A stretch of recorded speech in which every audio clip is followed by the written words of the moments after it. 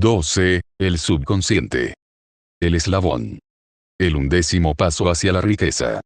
El subconsciente es un campo de conciencia en el que todo impulso de pensamiento que alcanza la mente consciente a través de cualquiera de los 5 sentidos se ve clasificado y registrado, y del que se pueden recordar o retirar los pensamientos, del mismo modo que se sacan las cartas de un archivador. Recibe y archiva las impresiones sensoriales o los pensamientos, con independencia de su naturaleza. Cualquier plan, pensamiento o propósito que se desee trasladar en su equivalente físico o monetario puede plantarse a voluntad en el subconsciente. Este actúa primero sobre los deseos dominantes que se han mezclado con sensaciones emocionales, tales como la fe. Consideremos esto en conexión con las instrucciones contenidas en el capítulo sobre el deseo, para dar los 6 pasos esbozados allí, así como con las instrucciones acerca de la construcción y ejecución de planes, y se habrá comprendido la importancia que este pensamiento conlleva.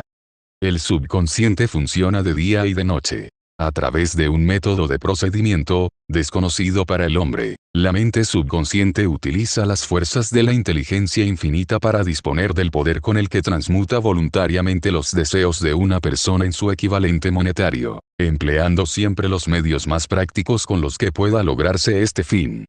No se puede controlar por completo la mente subconsciente, pero sí es posible transmitirle cualquier plan, deseo o propósito que se desee transformar en una forma concreta. Vuelva a leer las instrucciones acerca del uso del subconsciente en el capítulo sobre la autosugestión.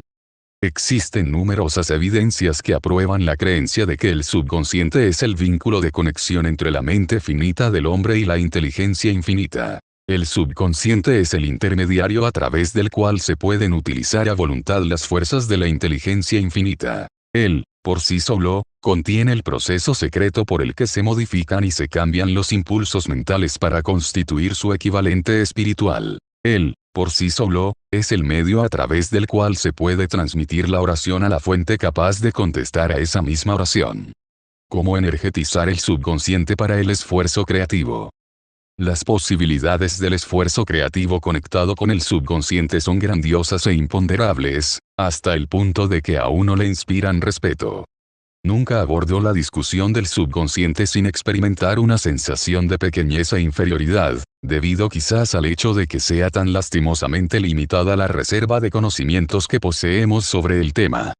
Una vez aceptada la realidad de la existencia del subconsciente, y comprendidas sus posibilidades como un medio para transmutar sus propios deseos en su equivalente físico o monetario, comprenderá todo el significado de las instrucciones dadas en el capítulo sobre el deseo. También comprenderá por qué se le ha advertido repetidas veces la necesidad de aclarar sus deseos y reducirlos a una forma escrita. Asimismo entenderá la necesidad de la perseverancia en la tarea de llevar a cabo las instrucciones. Los 13 principios son los estímulos con los que se adquiere la habilidad de alcanzar e influir sobre su subconsciente. No se desanime si no puede conseguirlo al primer intento. Recuerde que el subconsciente solo podrá ser dirigido voluntariamente mediante el hábito, y bajo las directrices expuestas en el capítulo sobre la fe. Aún no ha tenido usted el tiempo suficiente para dominar la fe. Sea paciente, y también perseverante. Aquí se repetirán muchas de las afirmaciones hechas ya en los capítulos sobre la fe y la autosugestión, con el propósito de beneficiar a su subconsciente. Recuerde que ese subconsciente funciona de una forma voluntaria, al margen de que usted haga o no algún esfuerzo por influir sobre ella. Esto, por supuesto, le sugiere que los pensamientos relativos al temor y a la pobreza, así como todos los pensamientos negativos, sirven como estímulos para su mente subconsciente, a menos que usted controle esos impulsos, y alimente su subconsciente con un alimento más deseable. El subconsciente no permanecerá ocioso. Si no logra plantar deseos en él, entonces se alimentará de pensamientos que le llegarán como resultado de su propia negligencia. Ya hemos explicado que los impulsos del pensamiento, tanto positivos como negativos, llegan continuamente a la mente subconsciente a partir de las 4 fuentes que hemos mencionado en el capítulo sobre la transmutación del sexo. Por el momento, es suficiente con que recuerde que usted vive a diario, en medio de toda clase de impulsos del pensamiento que llegan a su mente subconsciente, incluso sin su conocimiento. Algunos de esos impulsos son negativos, mientras que otros son positivos. Usted se haya enfrascado ahora en la tarea de intentar ayudar a cerrar el flujo de los impulsos negativos, y ayudar a influir voluntariamente sobre su subconsciente por medio de impulsos positivos de deseo. Una vez que haya logrado esto, poseerá la clave que le abra la puerta a su subconsciente. Además, controlará esa puerta de un modo tan completo que ningún pensamiento no deseado llegará a influir sobre su mente subconsciente. Todo aquello que el hombre crea empieza con un impulso del pensamiento. El hombre no puede crear nada que primero no haya concebido en su pensamiento. Los impulsos de este pueden ser transformados en planes por medio de la ayuda de la imaginación. Cuando está bajo control, esa imaginación se puede utilizar para la creación de planes o propósitos que conducen al éxito en la ocupación elegida por uno mismo.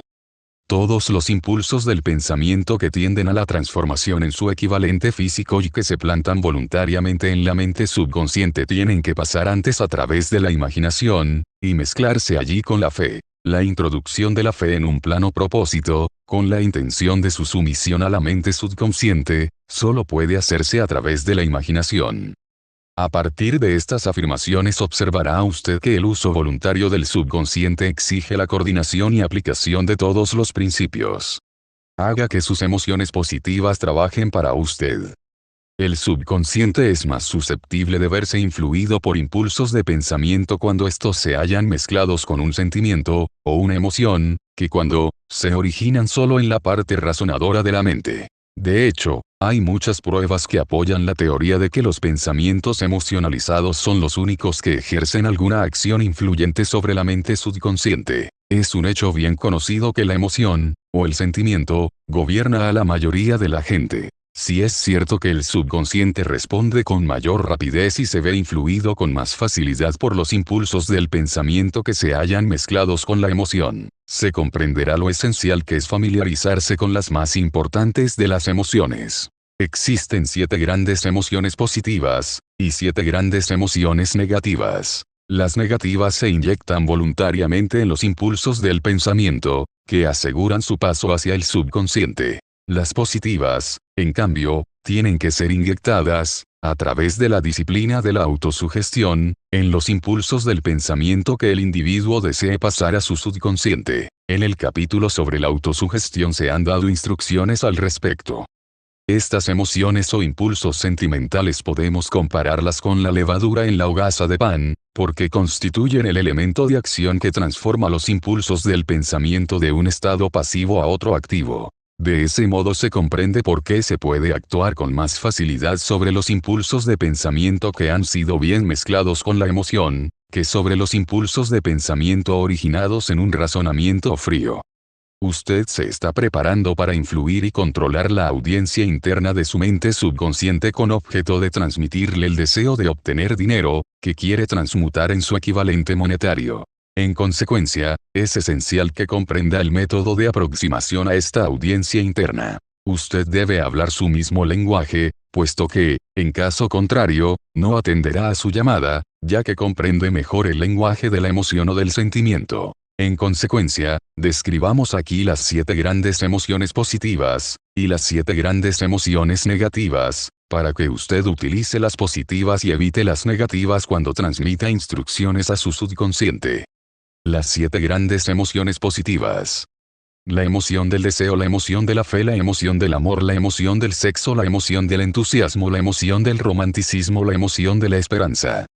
Hay otras emociones positivas, pero estas 7 son las más poderosas, y las que se utilizan con mayor frecuencia en el esfuerzo creativo. Domine estas 7 emociones, solo podrá conseguirlo mediante el uso, y las otras emociones positivas estarán también a su disposición cuando las necesite. En relación con esto, recuerde que usted está estudiando un libro que tiene la intención de ayudarle a desarrollar una conciencia del dinero llenándole la mente de emociones positivas. Las 7 grandes emociones negativas, que deben evitarse. La emoción del temor, la emoción de los celos, la emoción del odio, la emoción de la venganza, la emoción de la avaricia, la emoción de la superstición, la emoción de la cólera. La mente no puede verse ocupada por emociones positivas y negativas al mismo tiempo. En cada momento, unas u otras tienen que dominar. Nuestra responsabilidad consiste en asegurarnos que las emociones positivas constituyan la influencia dominante de nuestra mente. Para ello le será de gran ayuda la ley del hábito. Adquiera el hábito de aplicar y utilizar las emociones positivas. Acabarán por dominar su mente de una forma tan completa que las negativas no podrán ya penetrar en ella. Solo si sigue estas instrucciones literal y completamente podrá adquirir control sobre su subconsciente. La presencia de una sola emoción negativa en su subconsciente basta para destruir todas las posibilidades de obtener ayuda constructiva de su subconsciente. El secreto de la plegaria eficaz. Si usted es una persona observadora, se habrá dado cuenta de que la mayoría de la gente recurre a la oración solo después de que todo lo demás haya fracasado, o bien rezan mediante un ritual de palabras sin significado. Y, como es un hecho que la mayoría de la gente solo reza después de que todo lo demás haya fracasado, acuden a orar con las mentes llenas de temor y de dudas, que son las emociones que actúan sobre el subconsciente y pasan a la inteligencia infinita. Del mismo modo, esta es la emoción que la inteligencia infinita recibe y sobre la que actúa. Si usted reza por algo, pero mientras lo hace experimenta el temor de no recibirlo, o teme que la oración no actúe sobre la inteligencia infinita, esa plegaria habrá sido en vano. A veces, la oración tiene como resultado la realización de aquello por lo que se ha rezado. Si ha pasado alguna vez por la experiencia de recibir aquello por lo que rezó, retroceda en su memoria, y recuerde el estado mental de aquel momento en el que estaba orando. Sabrá entonces, con toda seguridad, que la teoría aquí descrita es algo más que una simple teoría.